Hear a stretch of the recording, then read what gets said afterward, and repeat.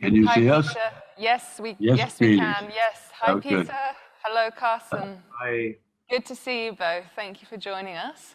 A pleasure. So I am going to introduce Carson briefly for this session, and then Carson, I'm going to hand over to you, and you can introduce Peter and take it from there. Carson Chan is the freshly appointed inaugural director of the Emilio Abbas Institute for the Joint Study of the Built and Natural Environment at the Museum of Modern Art, New York.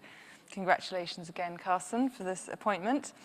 He is also an architecture writer and curator, pursuing a PhD in architecture at Princeton University.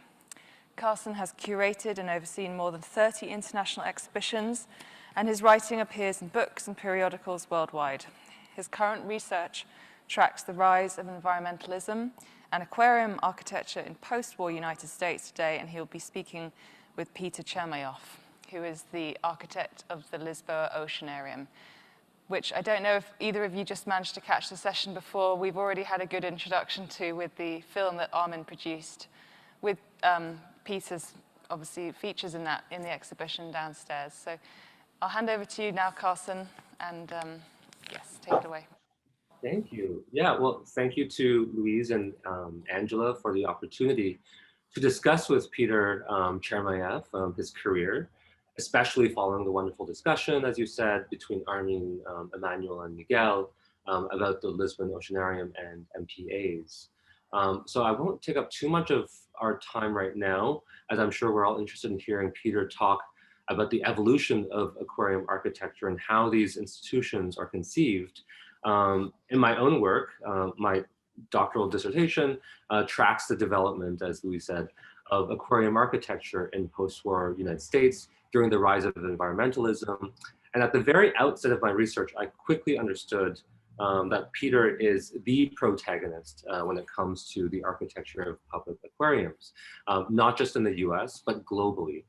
Not only did he design the Lisbon Oceanarium, which opened to coincide with Expo 98, but he, along with Cambridge 7, the firm that he founded, designed the New England Aquarium in Boston, which opened in '69, ushering a new era of public aquariums, a kind of public aquarium building boom that journalists at the time liked to call the age of aquariums.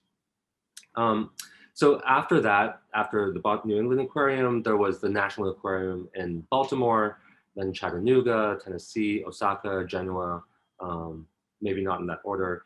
And Peter's career actually is in fact synonymous with the modern public aquarium. And he's seen these institutions develop from places of education and entertainment to now places of conservation. So without further delay, I'll pass the mic over to you, Peter, and then I'll join you later on with some questions. Well, thank you very much indeed, Carson, and thank you, Louise, and all at the Mott for this wonderful opportunity to discuss my work with you. I'm very honored by this attention and interest, and I'm excited to see that aquariums as a building type are getting this kind of attention, because that has not been really very much the case, even though they have proven themselves to be important educational and, I would say, cultural institutions over the past few decades, and have emerged as a quite wonderful building type that has evolved quite a lot, and I'm honored to have been a part of that process. It's been an exciting journey, and it's not one that I expected, because when I began my own career in 1962, I was thinking of going into filmmaking or in some other realm of architecture that might lead to other things, not to public aquariums. But it so happened that an opportunity came along. I got together with a group of colleagues, and we formed a multidisciplinary firm we called Cambridge 7. And it was to take on an aquarium which we knew nothing about, except that we understood that we could perhaps reimagine it a bit or do something with it as a building type if we were lucky enough to get that assignment. And we did succeed in getting chosen and starting our office with that wonderful project. And I've been a lucky man for many years now, doing one after another of these building types. So that it's been a marvelous journey. And I'd like to take you on a brief tour of this by showing slides and doing this rather quickly so as to give an impression or an understanding of how this has emerged. And I hope that this will be something that we can do coherently and cleanly in this presentation. And I'm going to see if my computer will allow me to advance now the shared screen with you that I see in front of me. And Peter, just I think if you just click the arrow button.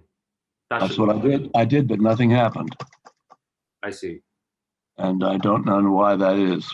Why the arrow button? I'm going to try the arrow button on my laptop instead of my separate keyboard. Maybe that will help.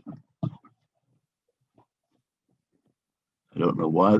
That does do it. So I will use that keyboard instead of the other.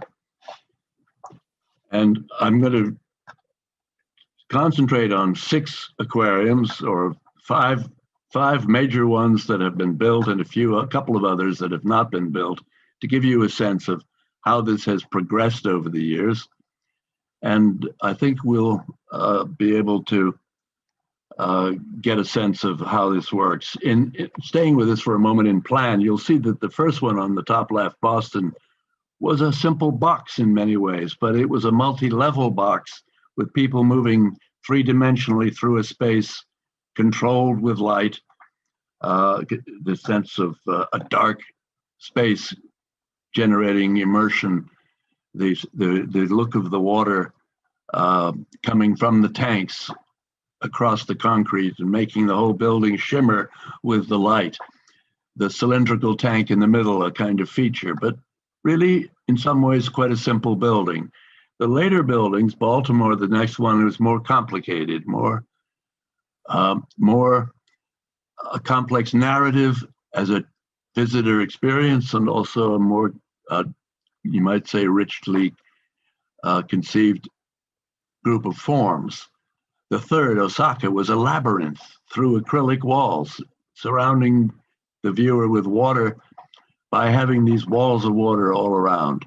Chattanooga was 2 zones with a canyon in between, addressing the river of Tennessee by starting in its beginnings in the rainforest, the tropical, not subtropical really, cove forest, and then ending up in the more tropical zone of Louisiana, where it ends and joins the Gulf of Mexico. So those 2 ends of the journey become a building divided in 2 parts with a canyon between. Another variation of planning and form, but with a similar idea of bringing the experience to the public through a linear trip, a journey through a series of habitats. And Lisbon, as you all know, became a further extension of this kind of thinking, where we have a large tank in the middle, not unlike we had in Osaka, but with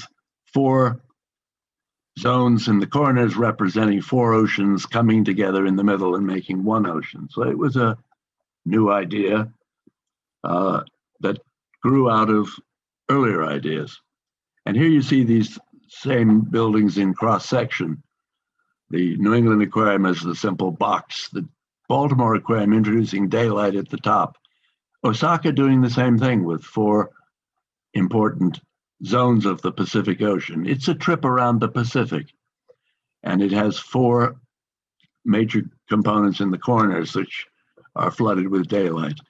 In Tennessee, those 2 halves, starting with the cove forest at the beginning and ending with the delta at the end. And Lisbon, the central tank, joined by the 4 oceans in the corners and by many experiences of that central tank being all interwoven, so that one gets the impression of the whole Earth as 1 ocean. That was the idea behind Lisbon, and we chose to do it with a ship-like building. Instead of building pyramids on the roof, we supported the glass roof from above, as if they were sails being held by the rigging of a ship.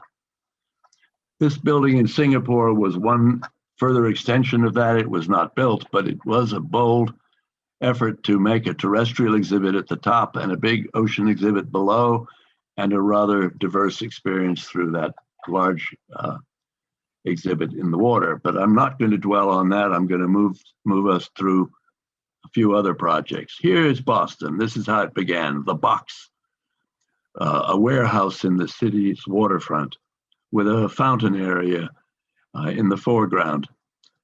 But the Magic Box itself was based on the idea of going around a central tank, working one's way up and coming to galleries, which were organized very simply at the ends of the building. The space itself was a dark space, and it had the qualities of immersion in the underwater world, but with a lot of concrete, a lot of architectural space, within which these exhibits became lanterns, or you might say, points of focus in a quite architectonic space.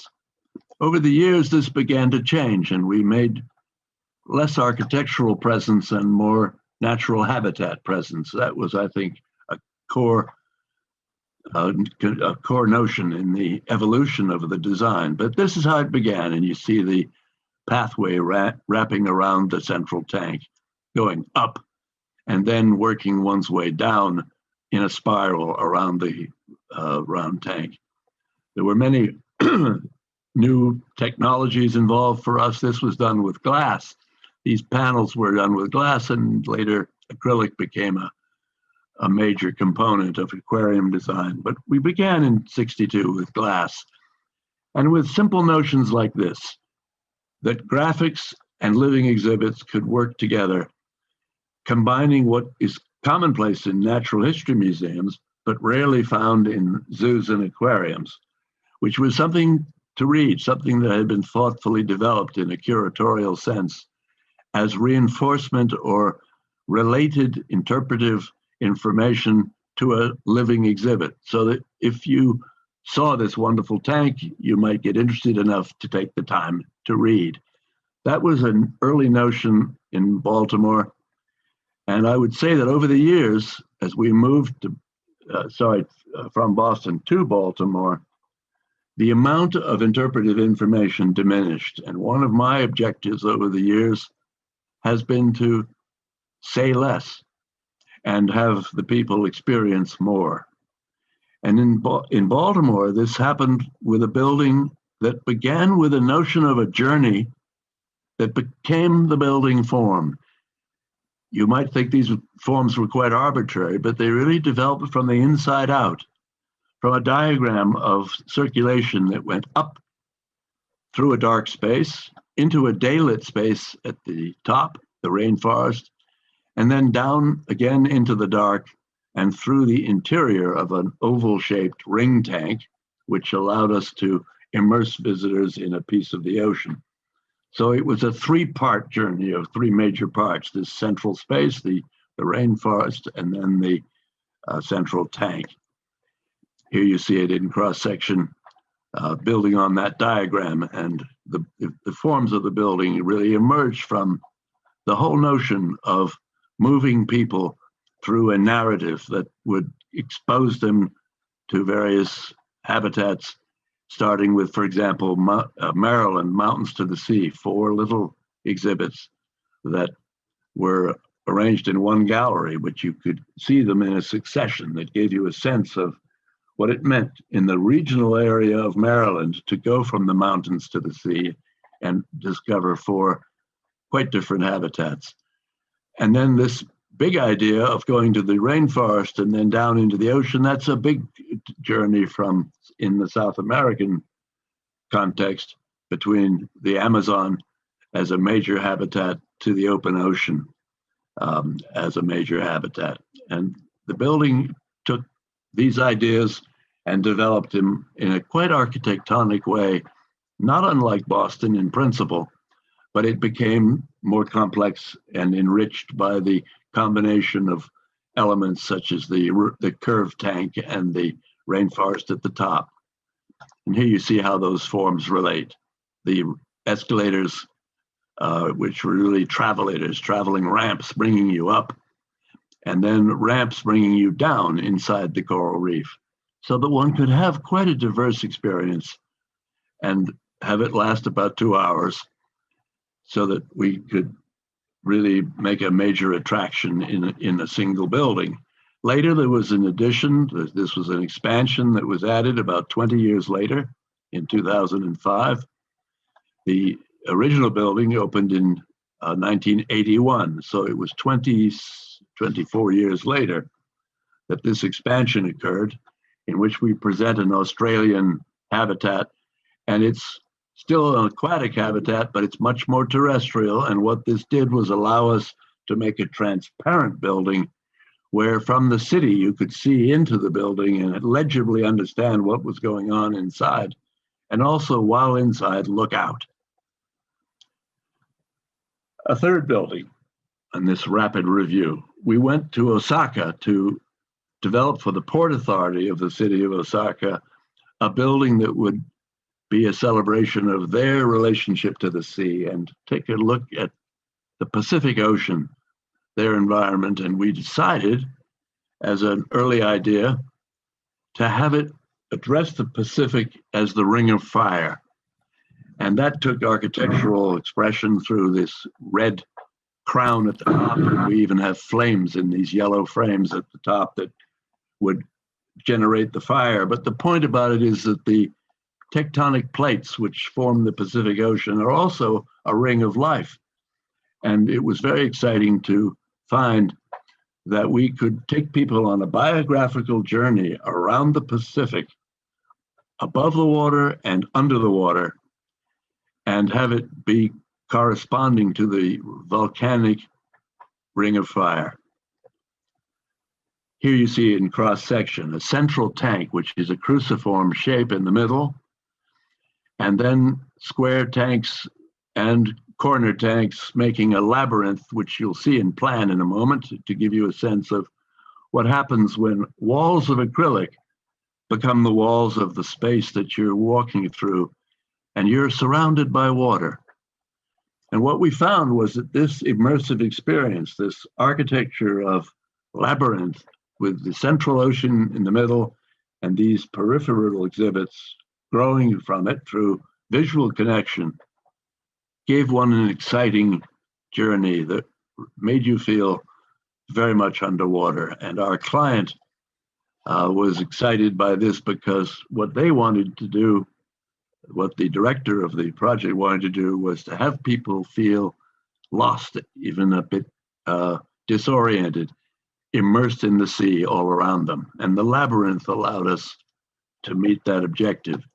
For example, on these pathways shown in white, you're often seeing across a piece of water to the gallery on the other side, through that gallery to the next. And so you see people through layers of water. And those layers, in effect, immerse the people as part of the ecosystem which they're exploring. And the journey was rich and diverse as you move through these galleries on different levels, starting in the four corners and taking a trip really around the Pacific, starting in Japan at a Japan forest, then going to Monterey, to the east coast of the west coast of the U.S., but the eastern corner of the Pacific, then through Panama down to Ecuador, across by the South Pole, the Arctic zone where penguins are found in the Arctic and Antarctic rather, and then into the Tasman Sea of Australia. We have the Arctic here in the north, so that as we go around, we're really covering all of the perimeter of the Pacific Ocean. But less is said. The exhibit is more immersive, more emotional. You have these encounters where you're standing next to a wall of acrylic, and this sea lion is not just moving in front of you, he's even appearing and disappearing vertically, swimming from above you out of sight to below your feet out of sight. And that kind of experience of immersion in a deep tank with a sense of rocky coast in the background was a powerful experience. And we found that this was very effective and very moving with a minimum amount of information. When that whale shark moves past the window, and this first whale shark was about 24 feet long, she filled the window. An unbelievable animal to have in an aquarium. We were concerned that the tank might not be large enough for her. And in fact, she did outgrow it. And as many of you probably know, there are limits to what aquariums can do, except with enormous scale. So we were stretching that limit here, having such a big animal in this central ocean tank, but it was incredibly powerful and very effective. When we moved on 2 years later, this is 1992, the Tennessee Aquarium in Chattanooga opened with a building that celebrated one river environment, the Tennessee, which flows from the Appalachian Mountains of eastern Tennessee all the way through the Tennessee Valley to the Ohio River, then joins the Mississippi River and ends up in the Gulf of Mexico. So that story became a rich aquarium story. It's not an ocean story, of course, but it's a very wonderful one. This was the first major aquarium addressing salt water exclusively that we know of. I can jump in a little bit right now. Of course. I mean, the Chattanooga Aquarium, as you say, it's interesting because it represents one specific ecosystem. And I think it's interesting to see the evolution. This wonderful kind of evolution that you've been illustrating with these images. This building with this graphic image by one of my partners, Tom Geismar, this is a marvelous expression of that very fact that so much diversity of life occurs around this river as shown in this wonderful symbol. Yeah. I guess what I wanted to ask is this kind of consciousness or becoming aware as an architect of the ecosystems that you represent. Does that track along with the development of an environmental consciousness in general? I'm curious. I would say definitely yes, because what's happening is that people who come to a place of this kind are affected by it emotionally. And I use this slide as an example for a couple of reasons. One, we ourselves became amazed as we did the Tennessee Aquarium by the expertise of fishermen who were as knowledgeable and enlightening to us about the nuances of the river habitat as the ecologists were, who are, of course, scientists and students of that ecology. The river is a rich environment. The fishermen understand it well, and they gave us wonderful advice about making falling logs or overhanging ledges and so on, under which a bass or a gar would hide. And what we found was that as we did things of this kind, trout stream, where we had a flowing stream and the trout would come out into the stream to feed, people who came there, many of whom were semi-literate, didn't have a broad education, they found themselves fascinated and excited by seeing what they actually know quite well, but have never seen that way so closely before. And what we found was that the impact on the people who came there was enormous, taking pride in their own setting, their own regional environment, taking much more of a conservation interest in it than they had previously, just because they came and realized the magic of nature that they could see for the first time, even about their own backyard. In other words, learning about what they sometimes knew as fishermen, but had never been underwater. And that kind of relationship, I believe, has a huge impact on the public. And as we went through this process of developing these ideas, we found that those emotional connections are really, for me, Carson, what it's all about, and why I think these buildings have an impact way beyond what people are even able to articulate. Many people come away from these buildings saying, you know, for the first time, I've understood this kind of system that I didn't understand before. Here's a simple encounter with a shark in the second phase. We did an ocean piece second, and we made a cavern, a grotto at the bottom where kids could be underneath this ocean tank and look up into it and be playing within it. And I am certain that those kids who have that experience come away affected by it. They're not just mindlessly playing there, they're discovering the wonders that are astonishing to them, that they're exposed to for the first time in their lives, many of them. Peter, if you stay on this slide, I think, I mean, what's amazing about the slide, and also with the sections that you drew, that you showed us, is that in many ways aquariums are kind of absurd institutions in many ways. Like well, they are. They capture so much of nature in a tiny little volume of water. Yeah. Right. Yeah, but also they embody a kind of fantastical thinking in terms of nature and the environment. I mean, the sections show these large bodies of water housed on second floor, third floor kind of these buildings. It's this kind of dream of the ocean in a building, right? This impossible dream of an ocean in a building. I don't know. Carson, I interrupt you there for a second to tell you that before we even did the New England Aquarium, or while it was in construction, we had a proposal before people in the city of Boston to do a high-rise zoo. Literally a building that might be about 25 stories tall on a small city block, with elephants and giraffes in the ground floor and fishes and other animals on upper floors. Because actually when an animal is captive, he or she doesn't know what floor they're on. And so we found that we could introduce life on Earth in the most urban way. Well, but I mean, this is an interesting point too.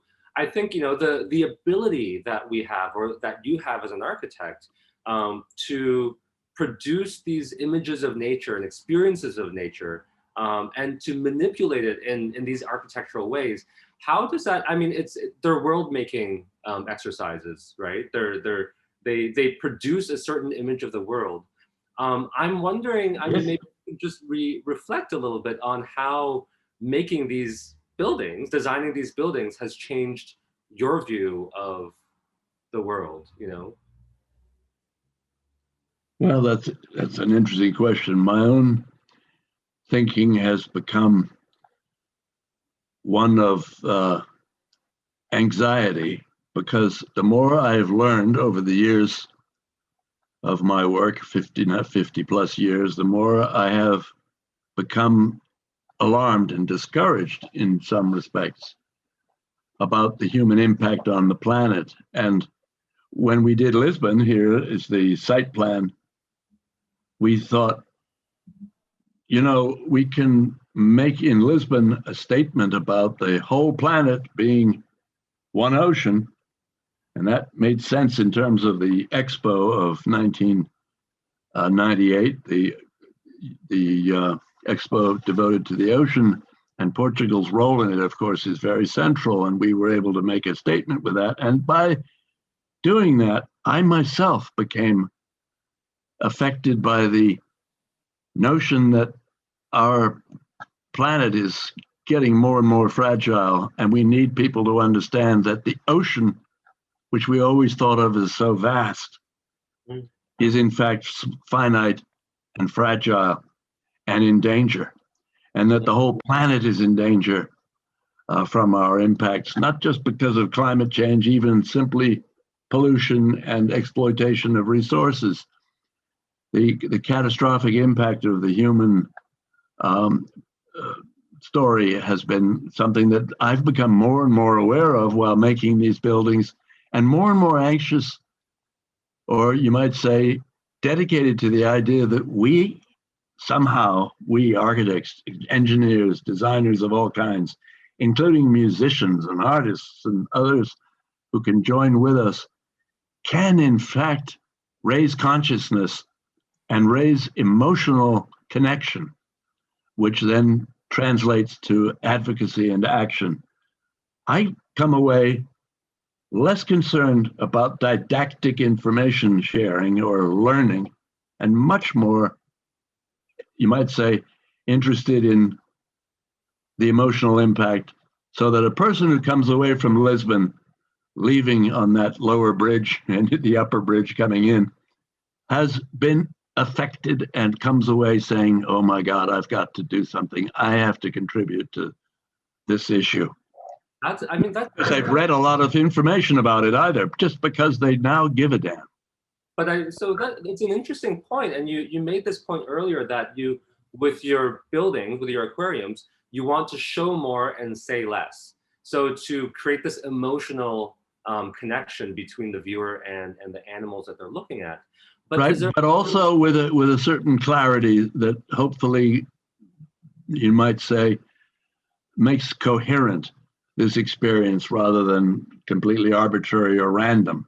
Right. So that people going around the Lisbon Aquarium, for example, and experiencing one habitat that overlaps the ocean and then another that overlaps the ocean, gets the point that, oh my God, these two habitats are so different. One is, let's say, the Indian Ocean, and the other is the North Atlantic. They're sharing this common ocean, and they get the point. They understand those issues and make connections in their minds, but without reading a lot. They might read later. They might find their interest in the subject is triggered, and now they're going to become more environmentally curious and engaged and even omnivorous. Yeah. I mean, I think that is definitely the dream, but have you thought? Well, I feel it happens. I, for example, just to give you an example, right here with this image, this was an exhibit we did for sea otters. Yeah. And I have found that people who encounter those otters at close quarters here in this very simple space, which is a terrestrial coastal exhibit, and there's a pool of water here, are amazed and stunned by the charm and the grace and the wonderful character of that animal, and that they are just observing it, sometimes lingering for half an hour to just watch it swim or play with its own baby. We had the great good fortune of having a baby born in the exhibit before we opened. Even while we were preparing the exhibit, the two otters that we had captured in the Aleutian Islands of Alaska mated. The female became pregnant, gave birth, and we had the magic of a baby occurring in this captive place. Well, I think the impact of that on the people was unbelievable. We found that the commissioner of the expo, when told of this, had a marvelous reaction. I told him one day, our curator looking after these animals said we had to close the building for half the day so that the mother otter could take a nap. And if she didn't, she'd become exhausted, her milk would be inadequate, the baby would die. So that was disappointing. Thousands of people coming to the expo were told they couldn't go through this part of the aquarium because of this. What was the reaction? It was marvelous. They all understood it and they all supported it, and it was a terrific, wonderful event. I tell you all this because it's nothing to do with learning science about the otters. It's just simple observation of a pair and a baby. Sure.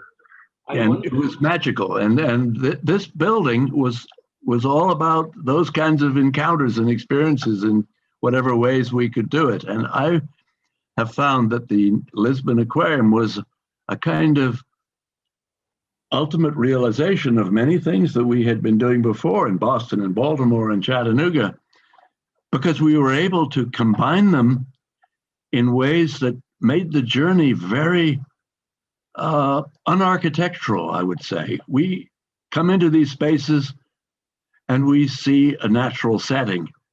Yeah. We turn into a dark gallery and look out into a big ocean. We then go to another natural setting, go to another view of the ocean. And all of these settings and all of these views into the ocean, diverse and varied, and happening quite efficiently and quickly as we move around.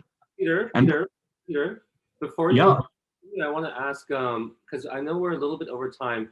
If well, let me, if I may, I want to move on just to show a couple of things before we run out of time. But I want to make sure there's if there's some questions, we can field them first. Louise, right? should we do that, or should we give Peter another minute? Yeah, I think you can finish your slides and then we can have I'll some just go very quickly. Yeah. This, and come back to Lisbon. This is a building proposed in Dusseldorf, and it's an aquarium, but it's made in a mountainside. It's a kind of freshwater aquarium with an ocean piece at the bottom inside a glass pyramid. So that this was another kind of way of doing things, to make a big space inside and make these water spaces at the perimeter. This was another building for Nausicaa, the proposed expansion of the Museum of the Sea that has been the National Aquarium of France. And we did not win the competition, so this is not being built. But I was very pleased with the ideas that we were able to put forward with this building, including a very big tank that would take advantage of what we had learned in Lisbon and the big scale of the Lisbon tank, and also allow us to do some new things that I just want to point to, that the technology of aquariums is evolving and new ideas are emerging as possibilities. And one of them, as an example, is this kind of tube of acrylic that people can walk through inside a larger tank, so that one could actually be inside an acrylic tank surrounding you with welded joints, fused joints in the acrylic, and have the water surround you in this kind of experience. And then lastly, I just want to end with this, because this is where you asked me about, Carson, what have I been doing that excites me or has taken me to something else? And along the way, I became very keen on exhibiting the tropical rainforest of the Amazon or the Congo. This is an Amazon proposal in a sphere in Osaka. It was proposed for the city of Osaka, and an economic downturn prevented it from getting built, but it came close to getting built. It's large enough to lose the presence of the skin that encloses. And when you get inside this place, you're immersed in a rainforest, in the canopy where so much of the life occurs, and you go up on a glass elevator through the canopy to get to this platform, and then move on a walkway through the trees. This kind of experience of immersion is comparable to the experience of immersion in the ocean. It's another way of looking at the life of the planet in a way to see close up this kind of thing, leafcutter ants and other animals close up. This is a view of children on a high platform. Looking down, you can see tapirs and other animals far below. Many animals being able to move freely in the space, sharing it with you, others enclosed in invisible or semi-invisible netting and so on. Interpretive information being available on the edges of the platform. Close encounters, but in the canopy, 100 feet above the ground. And then at the forest floor, getting underwater to this kind of flooded forest environment. Amazing. So I end with that and come back to Lisbon with this image, because what I want to say as a point here is that I think of this as about raising awareness and emotional connection to life on Earth, both in the water and on the land. Thank you. Yeah, no, and it really looks like that, you know, the dream of the aquarium, this idea of housing the ocean in a building, is basically a microcosm for a much larger architectural dream of, in a way, seeing the entire planet as a kind of giant fishbowl, you know, that's something contained. Yeah, maybe, Louise, if you have some questions, or there's some questions in Lisbon. Yeah, I thought maybe it'd be nice to open it up to the audience and see if anybody would like to put a question to Peter or Carson. I'd be happy to go back to the slides of Lisbon if anybody would like to ask anything about the Lisbon Aquarium. No, we don't have any hands up just at the moment. I mean, I had a question actually, Peter. Please.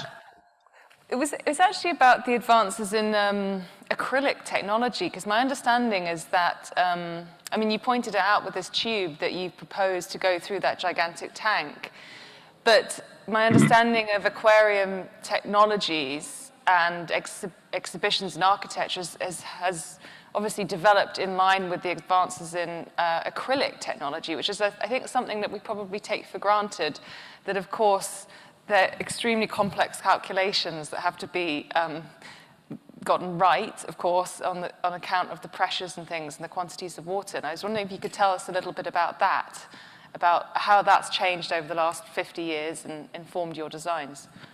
Right. Well, I'd be happy to. I would say that the acrylic made possible this kind of experience as a window into the sea. These kids are enjoying an overnight in Lisbon, looking out into that tank. And when the architecture goes away, with glass, right? Like glass cannot. Glass cannot have these kinds of dimensions. The acrylic, and especially in a curved shape, the acrylic is a cylindrical component here in Lisbon, and the ability of the curved form to take the pressure of the water on it allows these very big dimensions and allows one to have that surrounding experience. So your full peripheral vision can be filled with these animals that are so close to you. And that was not possible when we began. In Boston, those windows that we put around the central tank are about 4 feet by 5 feet. And for glass, that was a large dimension with the pressure of 22 feet of water at the lower level. And so as a result, the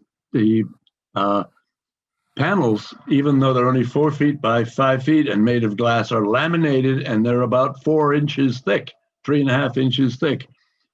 This acrylic can do much more. It's about a foot thick, but it changes the scale and allows the miraculous experience of large volumes of water being so available to the people. Thank you so much. Well, I mean, unless you have anything else to add, Carson. Yeah, I mean, we could go on all day. I think one of the wonderful things that I've found about the acrylic also as a detail, just as a moment of showing you something in this image, we could do layering. And what I mean by that is that these people are standing in a tank which is looking through to the kelp forest beyond in the central tank. And what they're seeing in the foreground, you don't see it in this particular image, but they're seeing the animals swimming in the foreground, but they're also seeing very large animals swimming in the background, as if they were all in the same tank. And you can't see the edges of the acrylic because we were able to conceal them in the rockwork. And so the illusion of layering in the ocean or from the coastal edges out into the ocean was made possible by the acrylic, but it's an attitude of design also that allows us to do this because we're thinking about ways of making connections without really having those connections. You can't have the two different water temperatures, in fact, meeting each other. So the predatory and prey animal can't be in the same tank, but you can achieve some connections through these kinds of devices. That's all part of the notion of aquarium design. No, well, I think, I mean, to close off, I maybe one thing that, you know, the audience and all of us can come away with is that even just this discussion of material, acrylic as an architectural material or water as an architectural material, and aquariums as institutions, as buildings, bring up so many ethical, political, and even philosophical questions. I think we need to continue to unpack, and so hopefully Peter's brief talk with us today can continue to help us open up those questions. Yeah, thank you, Louise. Thank you so much to both of you. That was really fantastic to have your first-hand account, Peter, of the history of your work and all of the thought and factors that go into these buildings. And for those people who are in the audience, you can see films that feature Peter and his work in the exhibition downstairs in the Aquaria, or The Illusion of the Boxed Sea. And yes, and in the interest of time, I think we'll have to close there. But thank you again, both of you, very much. And yeah, good afternoon. Thank you. Thank you very much indeed.